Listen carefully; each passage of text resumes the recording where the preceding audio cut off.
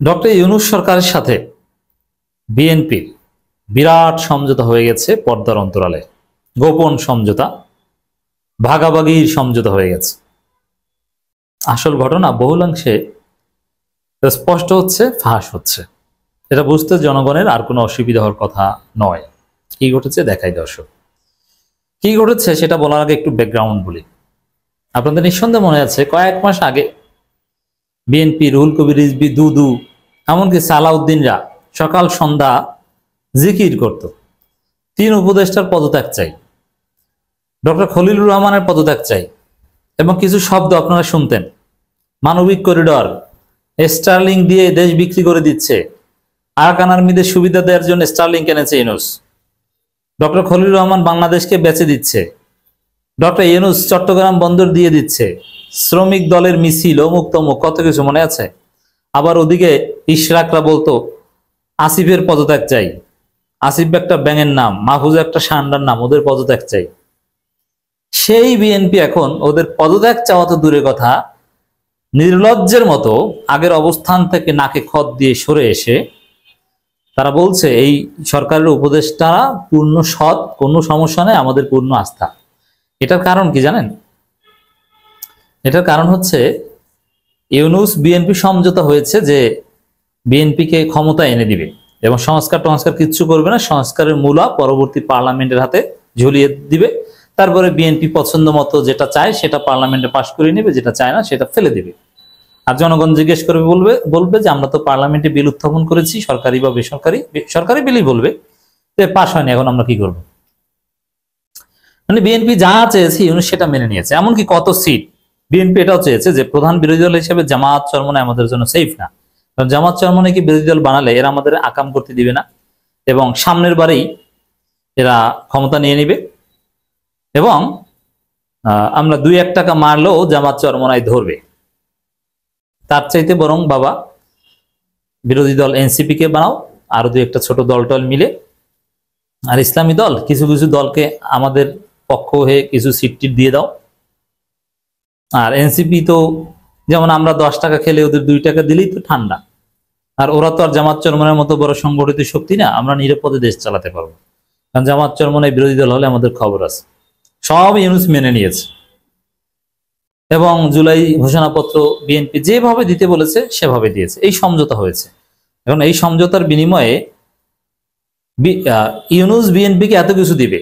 এর মানে ইউনূসের Kings party ছিল এতদিন এনসিপি, কিন্তু এখন ইউনূসের কিংস পার্টি হচ্ছে বিএনপি।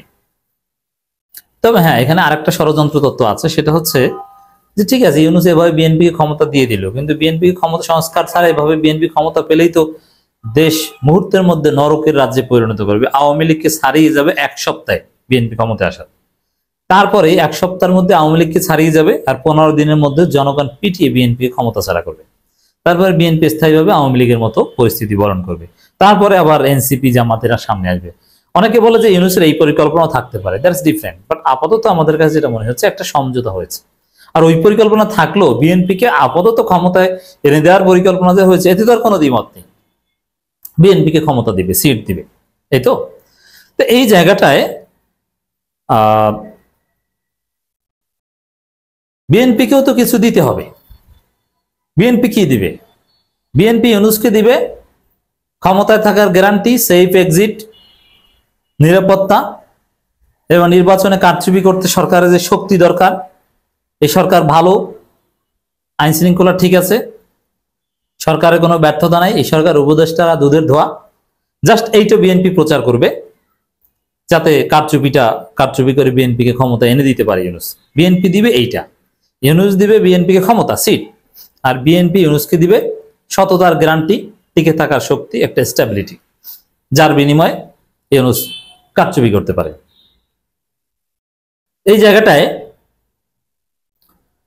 বিএনপিরই এক সাবেক আমলা তিনি ফেসবুকে অভিযোগ করেছেন যে এই সরকারের 8 জন উপদেষ্টা দুর্নীতির সাথে জড়িত, এই করে সেই করে, না বিএনপির লোক। এবং বিএনপি জনপ্রশাসন সংস্কার কমিশনের বিরুদ্ধে এই লোককে মাঠে নামিয়েছিল, আব্দুল সত্তারের বিরুদ্ধে। সেই সত্তার এখন বলছে এই সরকার 8 জন উপদেষ্টা দুর্নীতিগ্রস্ত, মুক্ত। এখন সেই লোক বিএনপির কাছে সাথে আলাপ আলোচনা না করি হয়তো বলেছে।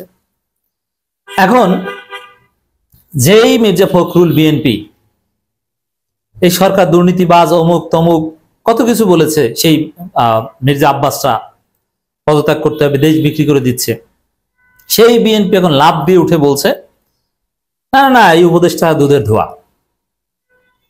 এটা হচ্ছে প্রমাণ যে পর্দার অন্তরালে বিরাট সমঝোতা হয়ে গেছে। তোমাকে সিট দেব, তুমি আমাকে সততার বা টিকে থাকার গ্যারান্টি দিবা, আমার পক্ষে থাকবা। এখন বিএনপির কোনো অভিযোগ নাই, মানবিক করিডোরও নাই, চট্টগ্রাম বন্দরও নিয়ে কোনো সমস্যা নাই, আসিফ মাহমুদ মাহফুজ এদেরকে নিয়ে কোনো সমস্যা নাই, কোনো বিষয়ে কোনো সমস্যা নেই। এই সরকার কেউ কোনো দুর্নীতি করে না, অর্থ পাচার করে না, কোনো সমস্যা নেই, সব দুধের দোয়া সুন্দর মতো চলছে। মানে তুমিও দুর্নীতি করো আমিও করি, জাস্ট আমায় ক্ষমতায় এনে দাও, এই সমঝোতা হয়েছে।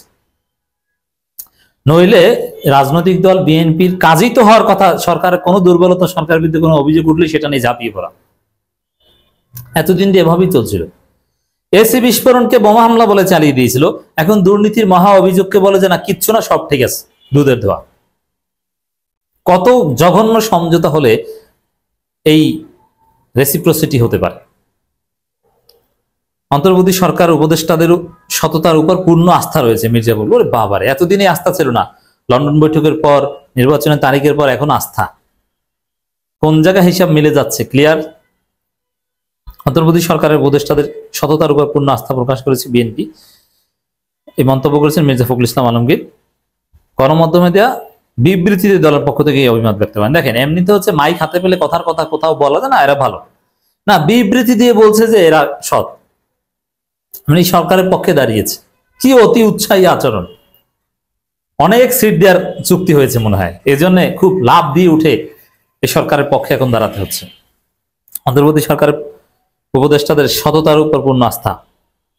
মির্জা ফখরুল বলেন, আজকে একটি পত্রিকায় একজন সাবেক সচিব, এই সাবেক সচিব কিন্তু বিএনপির, খালেদা জিয়ার সাবেক সচিব, নাম প্রকাশ না করে কোট করে একটি রিপোর্ট প্রকাশিত হয়েছে যে উনি বলেছেন 8 জন উপদেষ্টা নাকি করাপশনের সঙ্গে জড়িত, এ ধরনের একটা রিপোর্ট বেরিয়েছে। আমি বলতে চাই, হুই ইজ নট আওয়ার্স, এটার সঙ্গে আমাদের কোনো সম্পর্ক নেই। মানে এখন বিএনপির লোক এই সরকারের বিরুদ্ধে বললেও বিএনপি তাকে চেনে না, কারণ এই সরকার বিএনপিকে কারচুপি করে ক্ষমতা এনে দেওয়ার গ্যারান্টি দিয়েছে, অতএব তাকে চিনবে কিভাবে? অথচ এই লোকের মাধ্যমে অনেক কাজ করিয়েছে, জনপ্রশাসন সংস্কারের বিরুদ্ধে মাঠে নামিয়েছিল তারেক রহমান, আব্দুল সত্তারকে। এখন বলছে তার সঙ্গে আমাদের সম্পর্ক নেই, আমরা প্রধান উপদেষ্টা সহ অন্তর্বর্তী সরকারের সকল উপদেষ্টাকে অত্যন্ত সম্মান করি এবং তাদের উপর আস্থা, তাদের ইন্টিগ্রিটির উপর আস্থা রাখি। যেই বিএনপি সকাল সন্ধ্যা অজিফার মতো গালাগালি করত, সেই সরকারের উপর এত আস্থা, এত সম্মান, এত সার্টিফিকেট, লাভ দিয়ে উঠে দ্রুত, কারণটা কি? স্পষ্ট, রাজনীতি এত সরল নয়। বিএনপিকে নিরঙ্কুশ সংখ্যাগরিষ্ঠতা দিয়ে ক্ষমতায় আনার ভাগ এবং কাকে বিরোধী দল বানাবে এটাও গোপন চুক্তি হয়েছে, যার ফলে এখন এই ঘটনা ঘটছে। নইলে কোশ্চিনকাল ওই ঘটনা ঘটতো না। 8 উপদেষ্টার বিরুদ্ধে দুর্নীতির অভিযোগ পেয়ে উপদেষ্টাদের পদত্যাগ দাবি করতো বিএনপি, যদি এই গোপন সমঝোতা না হতো।